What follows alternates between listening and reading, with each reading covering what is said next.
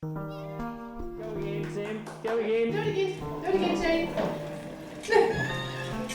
Over. I did it, Dad! Maybe after we've done, maybe after you've taken let's see, Winnie will be see.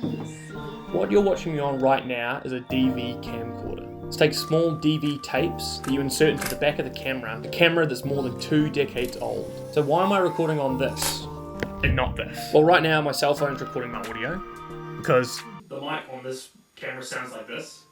Hello, it's not great, it's not handy. One thing I've been obsessed with recently is how we can use older tech to do new things. I went to an op shop recently and found a $15 point and shoot film camera. So I put some film in it and I took some photos at a concert and a few other places. And when the photos came back, I was genuinely mesmerized.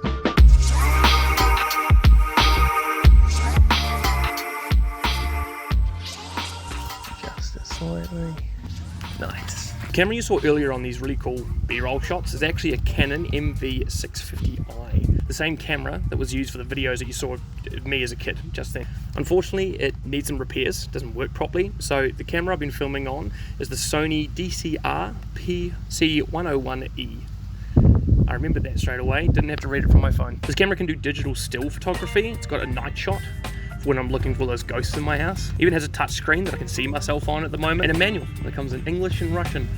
The main reason behind this video is to see what I can do with this camera, but it's more around how this camera even works in the first place. We're so used to expecting everything works all the time, and when they don't, we just throw it out, or we find something that's more convenient. The way that film works is basically by exposing small silver crystals to light, forming an image. And then that film has to be washed before you can even see what the photo looks like, and if you expose it to light by accident, you lose the photo that you've taken. If you want to see a really good breakdown of how that process works, there's a video in the description from Smarter Every Day. How film works, the development process, go and check it out. The way that DV tapes work is a little bit different, where there's a small sensor on the inside that translates light and sound into small electrical signals that are then essentially imprinted onto the tape and the grid. That's where pixels come from. Each pixel is an electrical signal being printed onto that tape. I mean, who invented it? Who figured that out? Once I'm done shooting with this camera, I'll have to take the whole thing into my computer, convert it through an RCA to HDMI converter, then to an HDMI to USB converter, and I sit and wait while all of the footage records. So with all that, I could really easily film with my phone camera.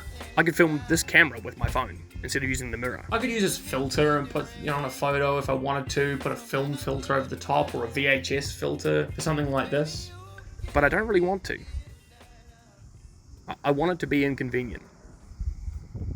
The main thing really is it makes it all more intentional.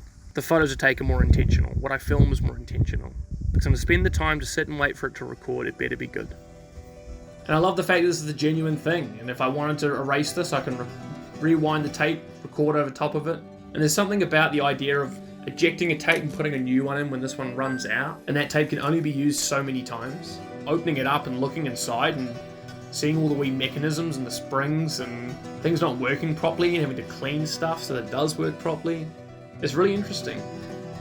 So why not just use something nice and shiny and instant? Because if I want to know how it turns out, I have to be patient.